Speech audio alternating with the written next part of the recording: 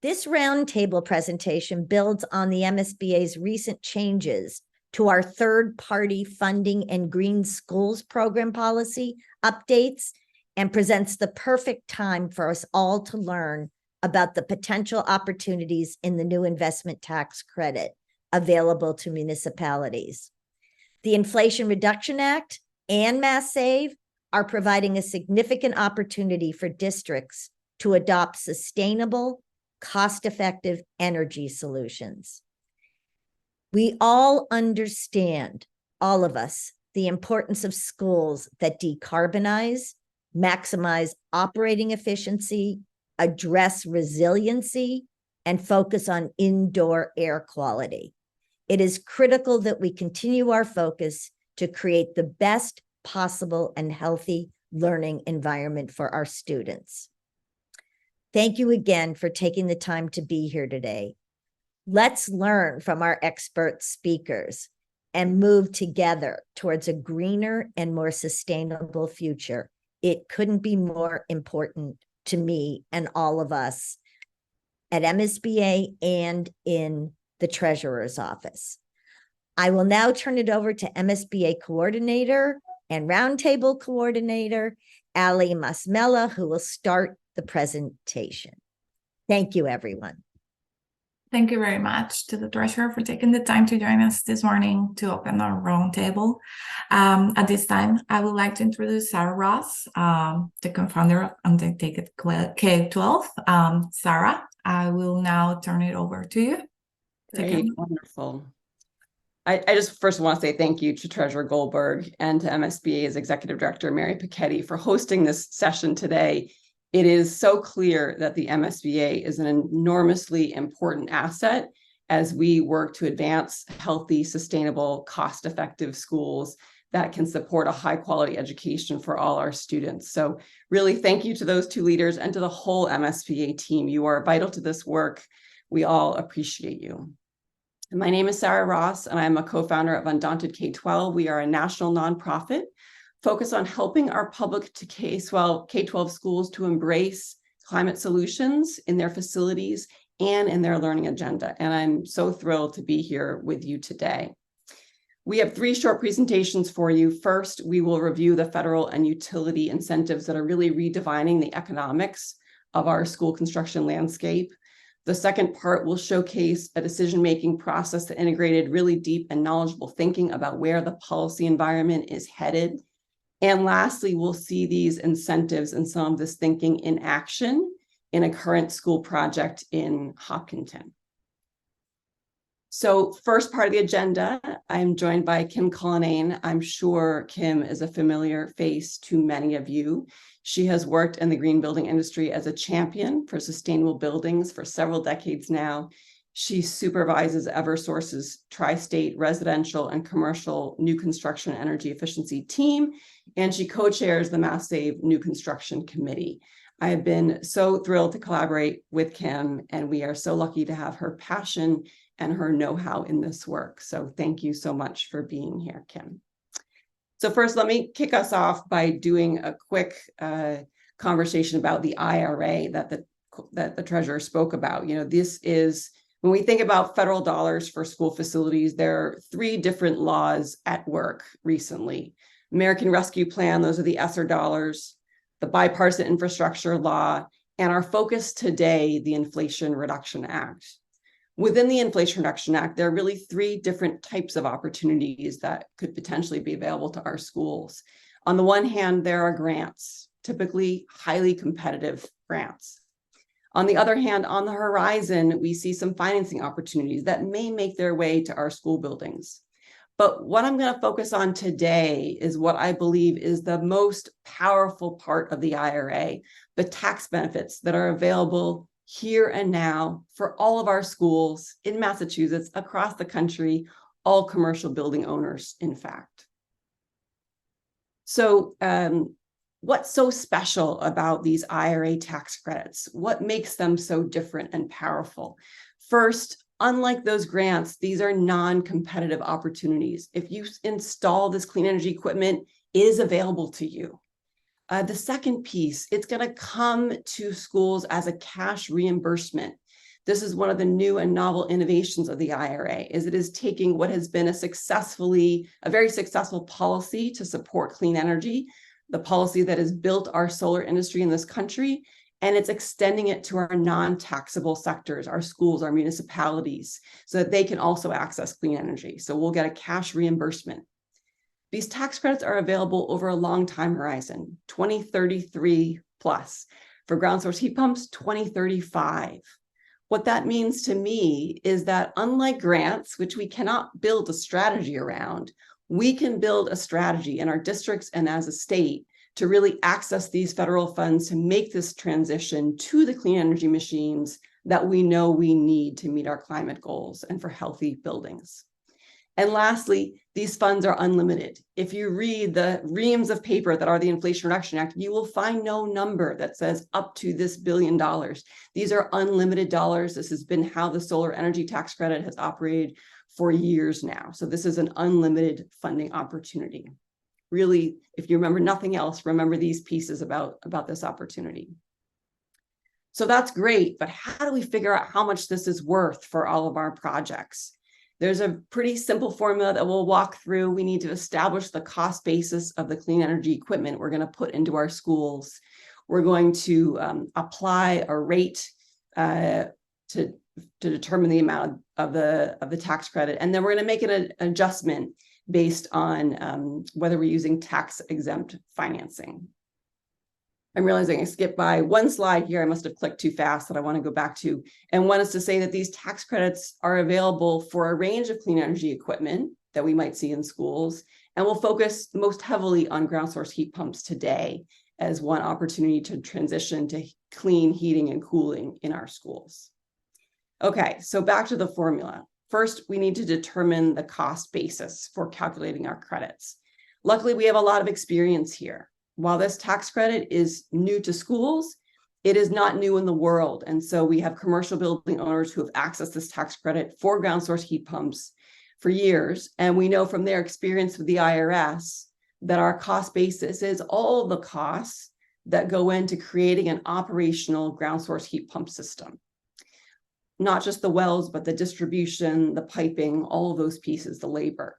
So if we look at, for example, a cost estimate this is from the Amherst Fort River School project that is going to be using ground source heat pumps, no hybrid solution here. We would expect all of that HVAC scope to be part of the basis and likely parts of the plumbing and electrical scope. Those would all go into our basis for calculating the tax credits. The next part we need to do is figure out what our rate is. And this is going to be a few steps here. So first, we need to understand our base credit. There's a 1 megawatt test that we'll talk about a few times today that's going to be critical.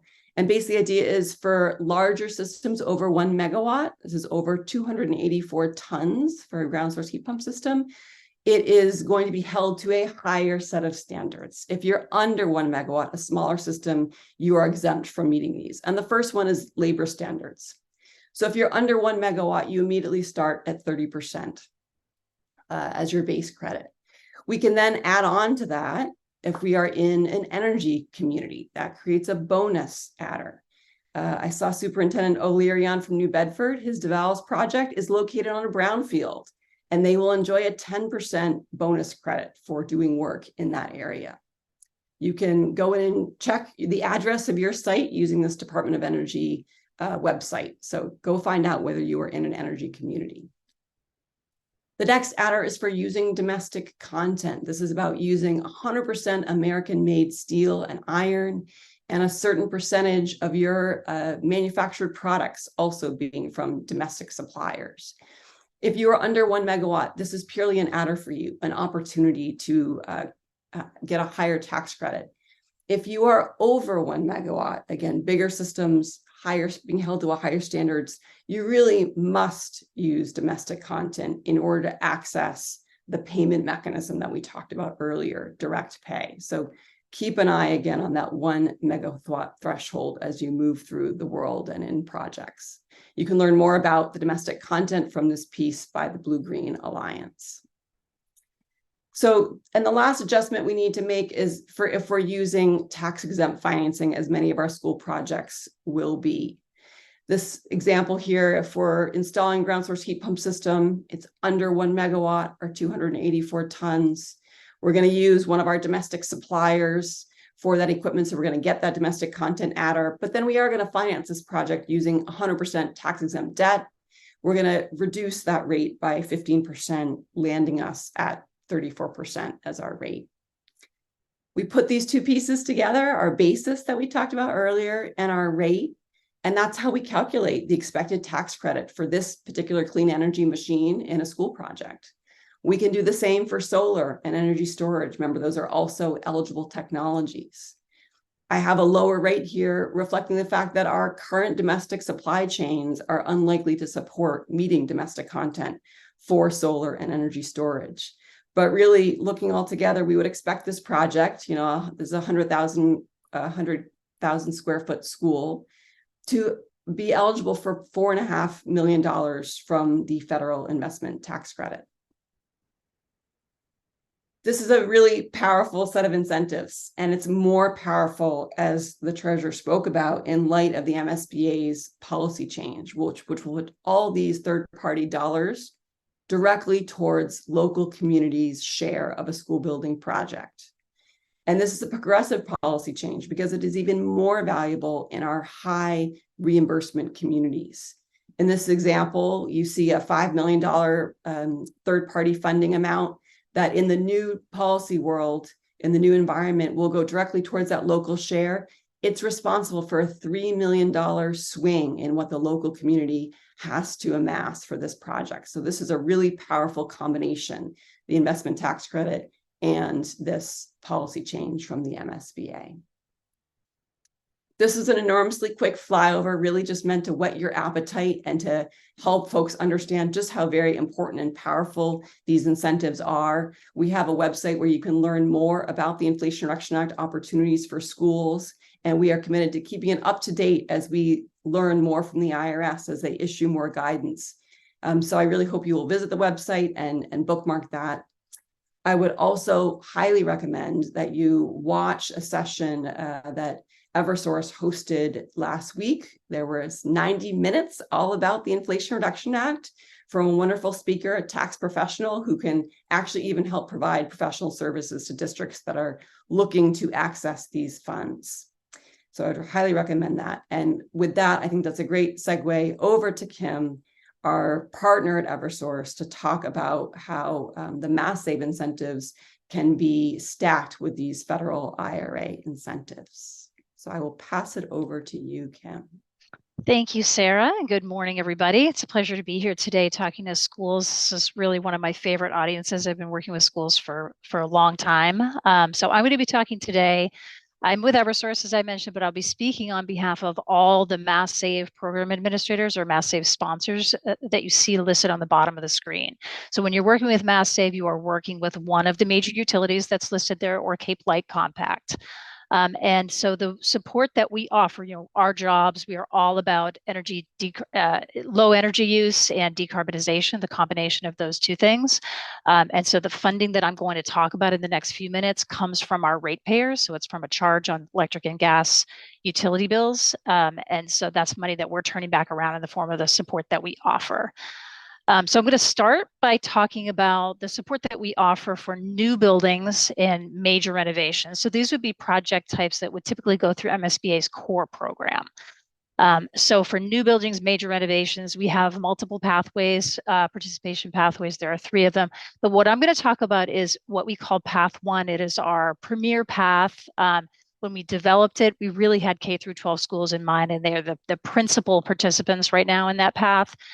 It is our most lucrative participation pathway. It's a net zero ready and low EUI path. And if you go to the next slide, we'll talk a little bit about what that's all about. So this pathway, for those who haven't heard about it and haven't participated yet, it really kind of brings together a focus on overall site energy use reduction by setting a site energy use target. In the case of K through 12 schools, that's a known target. It's a number, 25 EUI.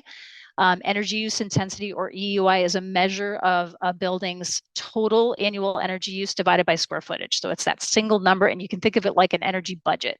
Like, we're all familiar with budgets. We can't spend anymore. This is an energy budget. So you set that budget, and you do everything you can throughout design to not spend more energy or not need more energy. So this program kind of marries that overall very low site energy use focus with electrification and decarbonization. And so what we do is we set that target. We work with design teams all the way through design, construction, and into a post-occupancy period to get the projects to be designed, built, and perform at those very low energy use levels. But we also offer heat pump adders paid out on a dollar per ton basis. And you see those incentive rates at the bottom of the screen, going from $800 a ton for air source heat pumps, $1,200 for variable refrigerant flow, and then $4,500 a ton for ground source heat pump systems. So we're kind of marrying, really driving that support for decarbonization, electrification with overall site energy use reduction and focusing on performance. So I want to just point out that we do pay that construction incentive and the heat pump incentive at the end of construction. That's a check that we cut for the district. And then there's an additional post-occupancy incentive that we pay a year later if the building actually performs at the levels that we set out. So if you go to the next slide, this kind of comes together with an example for a school. So this is an actual project, 172,000 square foot elementary school. They are doing ground source heat pumps, 340 tons. They're targeting that less than 25 EUI that I mentioned. And you can see that the dollars from Mass Save Eversource in this case add up to over $2 million. And I just do want to point out that is stackable. Sarah said it already. I want to repeat that. It is stackable on top of the IRA tax credits that Sarah was talking about. So in the example Sarah gave, the tax credits for the ground source heat pumps amounted to, I think it was $3.8 million. These incentives from Eversource for the overall site energy use reduction and the heat pumps add another $2. So you're really talking some real dollars at this point that hopefully can influence these projects to go carbon free. And I will emphasize too that this pathway is now going to be an all electric pathway. So we do want you thinking, what can you do? We do want you to be thinking from the very, very beginning of your project life cycle in early feasibility about how can we electrify all end uses or decarbonize all end uses. So not just heating, but also hot water, kitchen equipment. Set that low EUI, that net zero or net zero ready target as early as possible. Write it into your RFS for design services so that you're soliciting teams that have experience in this area. Engage your Mass Save sponsors, whether it's Eversource or National Grid or Unitil.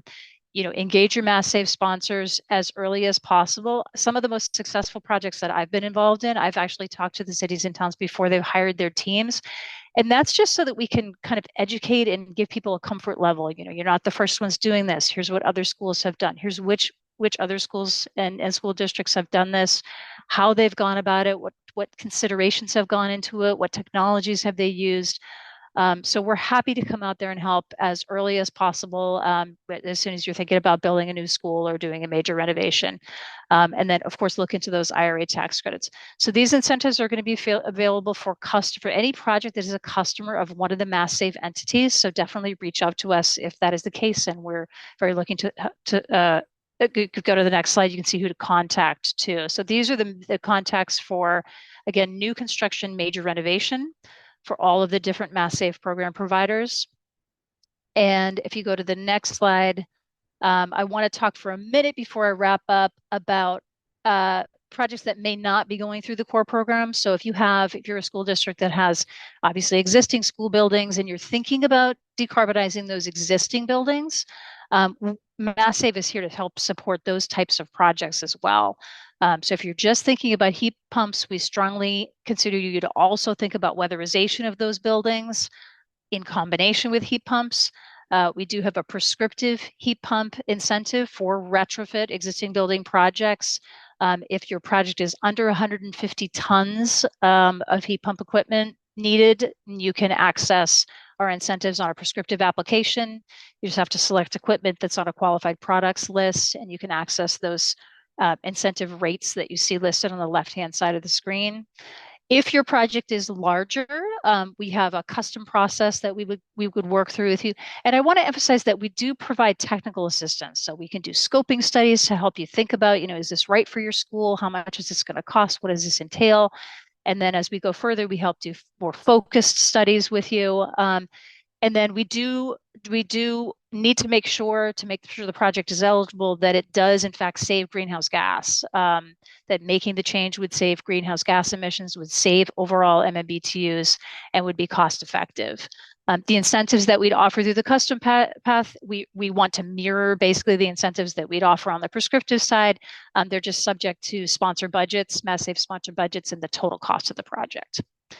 And if you go to the last slide for me, if you want to go even further, we really strongly encourage school districts to think about setting ambitious overall targets for carbon reduction for your building. So if you're willing to set a 40% overall carbon reduction for your building, we can help develop a plan with you. We can bring in consultants and help develop a 3-year plan to help you get there and hit that 40% reduction. The benefit of doing that is accessing the support we offer to help create that plan, but also in addition to the incentives that I just talked about and any other incentives you to qualify for equipment, we would offer an additional $1 per square foot bonus incentive if you hit that 40% reduction in the 3-year period. So lots of information on our website available there. These are the contacts from all of the program administrators for the retrofit programming. And we'll be happy to answer some questions at the end.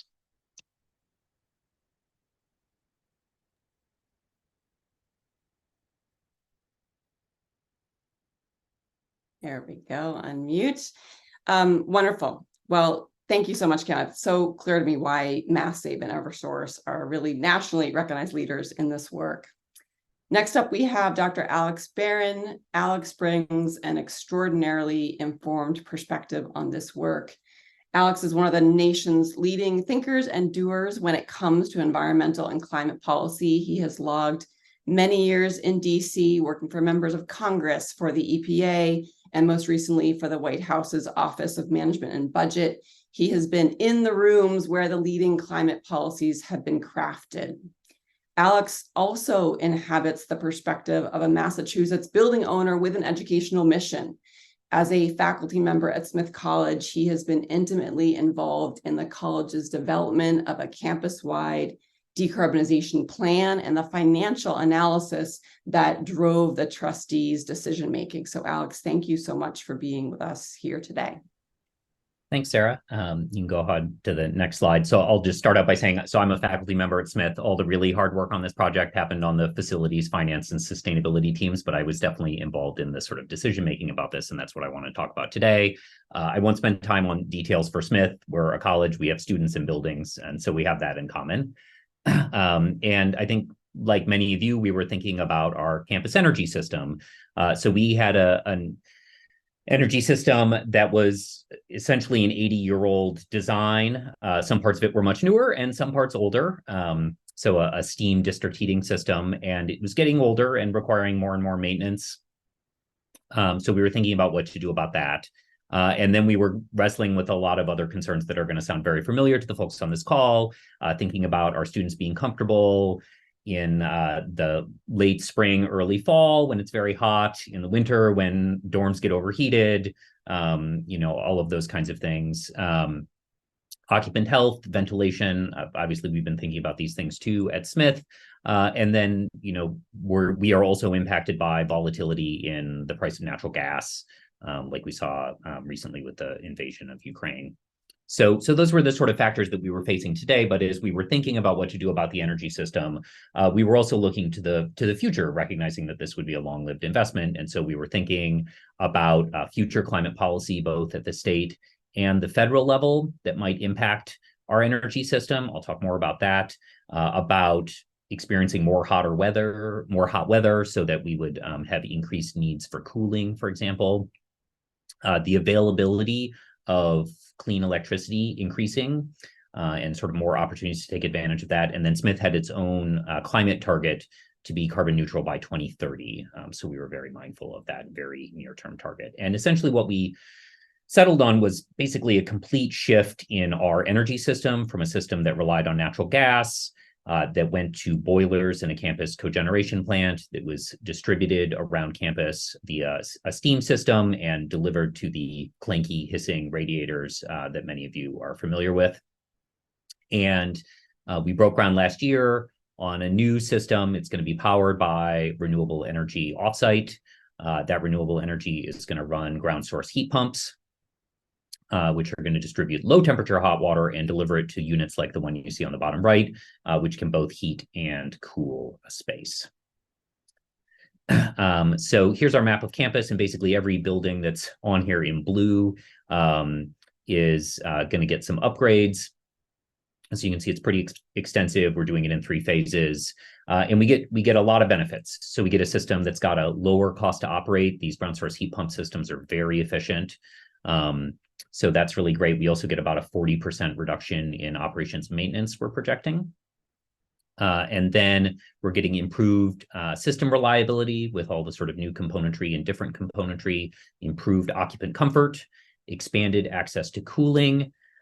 So all the buildings in light blue are going to pick up air conditioning, which is really great. And then we're going to get some greater cost stability. We're able to contract for renewable energy. And so that allows us to know in the future what our energy costs are going to be as we plan budgets. And then we get lower carbon pollution, lower air pollution, and lower water use. So that sounds great. Not surprisingly, this is also an expensive project. So this is the largest capital project in the college's history. And the trustees and other decision makers really wanted to make sure that we were thinking about it in the right way. And so I wanted to talk today just really briefly about how we were thinking about future-proofing decisions around something like a campus energy infrastructure or building energy infrastructure. And there's really 3 parts to that. The first one is to think about the life cycle costs for your project. You know, I don't have to remind people that upfront costs are really important and they matter a lot, but these are long-lived investments, right? A commercial boiler can last 30 years if it's well maintained. And many of you may be sitting on energy systems that are older than that. And so you really need to think about what a project choice is going to mean over the full life of the investment. So that's the first principle. And the second one, which maybe comes up less, is that we shouldn't assume today's climate policy, right? If you just ask an engineer out of the box to price a system out for you, they're probably going to give you some version of today's natural gas prices, today's electricity prices, and not much change going forward. But we know that both Massachusetts and the federal government have climate targets. And as a scholar who studies these things, I can tell you that neither of those entities are on track to meet those climate targets. And so at the moment, and so that means a bunch of new policy is going to be required to help shift us away from fossil energy and towards clean energy. And so that should be our expectation as we're sort of thinking about the future environment where these buildings are going to operate. And the last one is sort of not everything shows up in the dollars and cents analysis. We really need to make sure that we're thinking about all the benefits that might come from a project. And I'll talk about those examples with Smith's approach. So here's a little thumbnail of how we approached this. So we did undertake a life cycle cost analysis. I'll show you that in just a second. So we looked out about 30 years. You could obviously go longer. And we tried to sort of bundle in expectations for energy prices, operations and maintenance, all those pieces. And but in addition to doing that, we also included a cost of carbon in our analysis. So when we did the life cycle cost analysis, we included this carbon price of $83 per ton of CO2 emissions. And so this is not something that we're actively paying today. It allows us to see what the numbers look like in a world where there's more climate policy. And the $83, that's a longer discussion on how we picked that number. Happy to talk about it in more detail. I think the key thing to take away from this is that we know that the right number here is not 0, right? 0 assumes 2 things. It assumes we don't care about carbon pollution, right? There's no value to us in reducing carbon pollution. And also that there's not going to be any future. It assumes that there's going to be no climate policy which alters the relative economics of fossil fuels and clean energy. And I just don't think that's a responsible bet. And I'm not the only one. It actually turns out lots of Fortune 500 companies use this kind of internal carbon price tool to try and assess risk associated with different projects. And it's true for oil companies and auto companies and software companies. They'll ask their analysts to say, well, what happens if we put a little carbon price in here? Does that lead to a different option looking better? So there's other ways to think about this sort of climate future, but this is the one that we chose. And just to give you a sort of sense, $83 may not mean much to you, but other institutions have policies that might lead us to think this way. So some of you may be familiar with Boston's buildings ordinance, BERDO, and there, if you're not in compliance, they have an alternate compliance fee that you can pay, and that's $234 a ton. If you're in New York State and a state entity and doing some climate planning, they're going to ask you to evaluate the project at $126 a ton for every ton of carbon emissions, to sort of think about what that means, with sort of sensitivities down to 50 and up to $400 a ton. So that's the cost of carbon. Happy to talk about that more in the discussion. And then the third thing is we really wanted to pay attention to all the benefits. So we get more comfortable students. I think that's, I'm in the classroom all the time with students, and when the classroom is hot, learning is not optimal.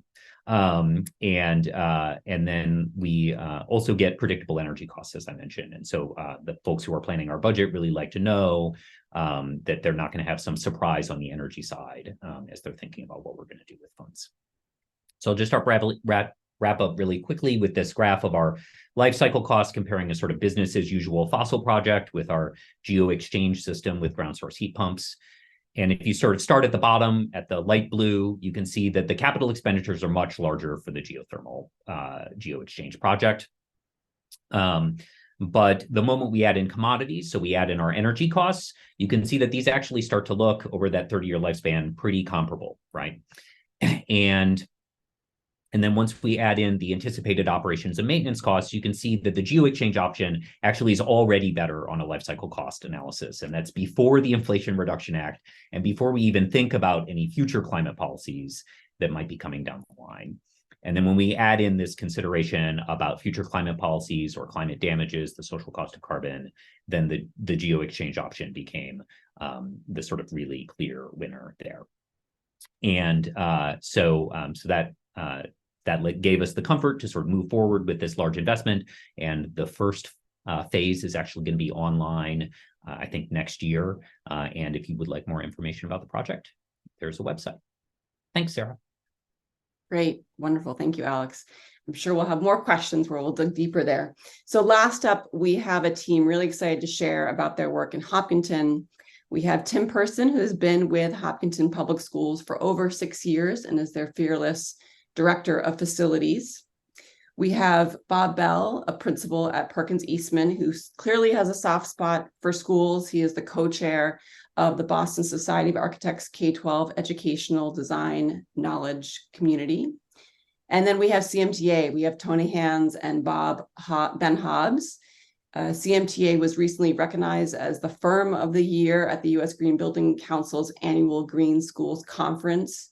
Tony and his incredibly capable team have been really my go-to when it comes to learning about the cutting edge of zero energy design in schools. They've literally written the book on this topic.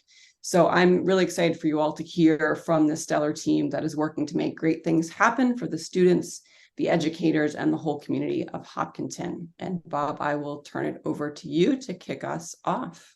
Great. Thank you very much, Sarah. I'm sure everyone is pretty much familiar with Hopkinton. It's a beautiful town, a neat 26.2 miles west of Boston. It's a district that's quite diverse, data-driven, and I would say pretty much fiscally conservative. The district right now has 3 elementary schools, middle and a high school. Those are grade level elementary schools. It's one of a handful of communities that are really seeing growth in the face of statewide and national declines in enrollment and births. And it's coming quick. It's coming at such a quick rate that as we work on the current Elmwood project, there are other projects that need to get going in the community. It's going to affect every grade level, and it's hitting within 3 to 5 years. And so the reason for that, what's relevant about that point is that already being fiscally conservative, these are capital pressures, financial pressures on the full community that make capital costs and kind of having projects move forward that are thinking long term but may cost more upfront. It really puts a lot of pressure on those decisions. Next slide. The project at hand is really a 3-story, 3-wing elementary school, grade 2 through 4.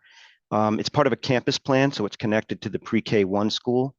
We are designing for net zero energy and fossil fuel free. And I think what's really important and relevant in this conversation is the process that we underwent. And it really started with Vertex, who is the OPM in the RFS. They put in some targets for net zero. As architects, that of course affects how we build our teams and how we focus on the project. And it's one of the big reasons why we have CMTA with us. But it also is the conversations that we had from the beginning. In the next slide, it shows that we started the sustainability conversation as part of the earliest part of discussions, part of the visioning. It's not just about the educational plan, it was also dovetailed with sustainability. Sustainability and some of the objectives are closely tied to healthy environments as well as improved learning. So it's all intertwined. We also use the context of what's happening in the state. The state has the vision towards decarbonization. Codes are rapidly changing. So and Hopkinton itself is on a path to adopt the specialized code. So what we really talked about here was a 50-year building, a 50-year decision. It's not something that we wanted to look back on 3 to 5 years out and say we made the wrong decision. So putting this context in perspective was really important. And I'll let Tim talk a little bit about some of the things we covered. Thanks, Bob. Hi, everyone. So I'll just talk quickly about the HVAC systems and what was important to us as a community and kind of how we got there. So it's never easy making large scale decisions, and it's never easy picking what those priorities are. What CMTA did for us was they created this poll that created the spider chart to help guide the committee to the most appropriate system choice. And as you can see, the committee rated what our highest priorities were to our lowest priorities. That being said, we find them all to be very important priorities, but we needed to set up some guidelines to figure out what type of system we would use in the future. So I'll just go through a couple of the high priorities quickly. Low EUI. As Bob had just stated, we were designing this building to be a net zero ready building. And in order to meet that criteria, having low EUI obviously goes hand in hand. The acoustics, this was important to us. Any of us who have been in a school or who are running schools have univents in there, and we know how loud those can be. And so the acoustics to what the system would be was very important to help with the education of the students. Indoor air quality, again, we all know what the last couple of years look like for us. Air quality has always been important to schools, but really come to the forefront in the last few years. Lowest life cycle costs for any facilities directors on here or business managers. I think this is a very important piece as we're planning our capital, in future capital years. And then future adaptability. This is a very large school we're building. As Bob stated, Hopkinton continues to grow. I think as part of the MSBA process, we wanted the ability to add additions onto this building, and we wanted to be able to kind of continue to use our system of choice in the future. The great part about the system we chose, which we'll show in the next couple of slides, is that it will meet our priorities, not only the highest, but I think all the way to the lowest on a lot of these. And in large part, being able to select this system was because of the IRA and the Mass Save funding. I'll kick it over to Ben. Yeah, so we landed on geothermal ground source heat pumps as the system of choice. And I think it's always important to mention, there's two ways we really look at this, right? The schools exist to educate people. So there's also a component where we look at the system and say, what does it do to enhance the educational environment, right? So water source heat pumps are acoustically better. They provide a high level of indoor air quality, both in indoor comfort, and if you couple them correctly and design them correctly through ventilation, it's a very resilient system. It can be worked on outside of the classroom, and it can be located in closets outside of the classroom. So it really couples nicely and synergizes with providing an educational environment at a high level. And then flipping to more of what Tim cares about, which is going to be, can you maintain it? Can you take care of it? Can you grow this system? Can it be installed in a way that's not a rocket ship? So, there was some skepticism, I think, going into this selection and into this system, but we tried to show them that it's a residential style unit that can be worked on by anybody. We can put all the filters at the ground level. We can change them on foot and make them all the same size. All of your maintenance on valves and actuators and compressors can be done outside of the classroom. You only lose one classroom at a time. So it really went nicely, again, on the maintenance and operations side. And Tim, I'm going to pass it over to you. Maybe talk about some of your experiences and how we got you comfortable with the system. Yeah, thanks. Thanks. Ben's right. So I was very skeptical of the system. I've been running buildings for 25 plus years and running them pretty traditionally, gas-fired boilers, typical HVAC equipment. So when this was proposed and looked like it was an option, I was really interested in kind of seeing it hands-on.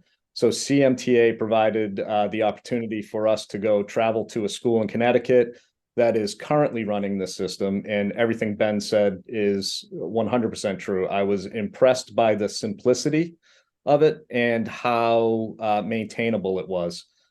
So we really appreciated that kind of aspect for it. We hammered down on these guys, and we'll get to some of those questions in the next couple of slides, but we hammered down on these guys on its functionality. We put together a separate subcommittee from our committee that involved like the town engineer, our business director, our Vertex, our OPM, and we came up with questions to try to stump these guys, and they showed us everything that we needed to see to feel comfortable utilizing a system like this.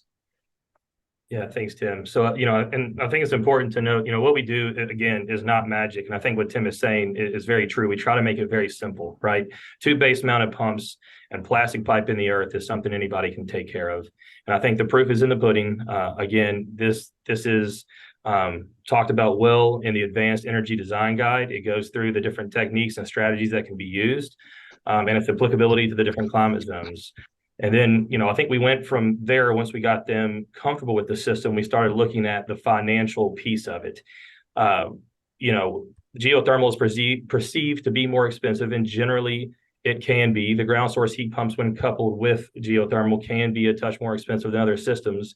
But there's techniques and design. And then also now, what's important to this presentation, there's IRA and there's mass save. That's a game changer for us, right? So you take a system that costs $16 million, and now the IRA impact is $5.4 million. The mass save is $1.7 million. And those are huge savings. So whenever you take that and put it in a life cycle cost analysis and you graph it against other systems, you can see that it is a massive impact, that once you have a fiscal year of operation, geothermal becomes the cheapest system by far when coupled with also the ground source heat pumps that have the mass save incentive. And it becomes a very viable option. And I would even challenge that when done right, we've been doing the system for over 20 years, ethically and fiscally responsible ways of designing make geothermal pay back in 6 to 12 years. So now you put the IRA and the mass save on top of it, and you couple it with a community's understanding of their goals and our goals and the simplicity of the system and trying to give them a 50-year resilient system. It just made sense, and away we went. So then I will now pass it over to Tony to tackle some of the questions. Tim talked about the skepticism on the system type, and I think the skepticism on the funding was also real. And so, what's important for all design teams to really understand that this funding is significant and fundamentally affects the planning design of the project from the onset. So it's really up to us as a design team to fully understand this and to lead through this process. So in order to appropriately perform life cycle cost analysis, if we're going to make fundamental decisions on system types, planning with Bob and Perkins Eastman on really how to program those into the spaces, if we're going to help the OPMs and the owners feel comfortable with the system and visit other systems that have been up and running successfully and talk to their maintenance staff about those issues, then our design teams, we need a deep understanding of these percentages. We have to understand how they apply, where they apply, and when needed. There's great summaries. There's great learning sites out there that help with that. I'd recommend Undaunted K-12 site. Sarah recommended that has a real good understanding and summary of how those components apply. And they're going to outline the requirements, and they're going to provide pathways for eligibilities of the energy technology, the applicability of the energy communities, and the domestic content requirements. Here we got into, with Hopkinton, a facility that was going to need more than the 1 megawatt equivalent. So we had to understand those domestic content requirements, how they applied to it. It was important to their process that we looked at future expandability. So we have to make sure that we're in understanding of how those percentages apply to future additions that could connect to the systems. And so, Tim, you may mention that you guys really just put us in front of the board and opened it up for questions, helped it, to let us, walk the OPM and the board through those comments. And so it from there, Sarah, I think we'll go back to you and we can talk a little bit more about what's new and sort of some takeaways. Great. Thank you, Tony. And thanks to the rest of that panel. We'll continue to explore this project in the Q&A. I hope all of you in the audience are readying your questions for our speakers. As you do that, I'm just going to summarize the key takeaways for today. One, these incentives that are available today and for the next decade have really transformed what is affordable, both upfront and as we look over the life cycle of our key building systems. The trajectory of the policy environment is signaling loud and clear that any new investments we make today in fossil fuel infrastructure are likely to face a very harsh regulatory environment with financial penalties likely going forward. And third, the MSBA's change to its third-party funding policy is a big deal. The sizable IRA and utility incentives can help communities amass their local share. So where should you go from here? You should find ways to continue learning about the IRA. We still have more to learn about some of the process details, so stay plugged into this work, bookmark our website, please reach out for help. Second, I know these projects are on tight, excruciating timelines. Communities are counting on us, kids are counting on us, but really reevaluate where you can, as painful as that is. These are 30 to 50-year decisions, and we want them to reflect our best thinking. We want to set communities up for success. And certainly going forward, evaluate all your projects through this lens. It's clear to me that the ground source heat pump place is the place to start and move from there if for some reason it doesn't work, but just the economics are so compelling. And third, build the team you're going to need to navigate these waters, right? So teams are going to need OPMs and engineers that are up to speed on the IRA. Teams are going to benefit from having a solar developer involved early on to incorporate plans for low-cost, fixed-cost clean energy to run these new electric machines. You can support your school decision makers by building relationships with the tax professionals who are going to help guide through this tax credit process. And you've got to involve your finance teams, early on so that they can figure out how to cash flow these incentives also. That is part of this. And last, learn from these leaders, right? Tim talked about how valuable his site visit was. Make learning from the leaders, part of your process going forward. Thank you so much. I'm excited for your questions. And with that, I will turn it back over to Allie. Thank you very much to our presenters for that insightful presentation. We will stop now the recording. 1 second.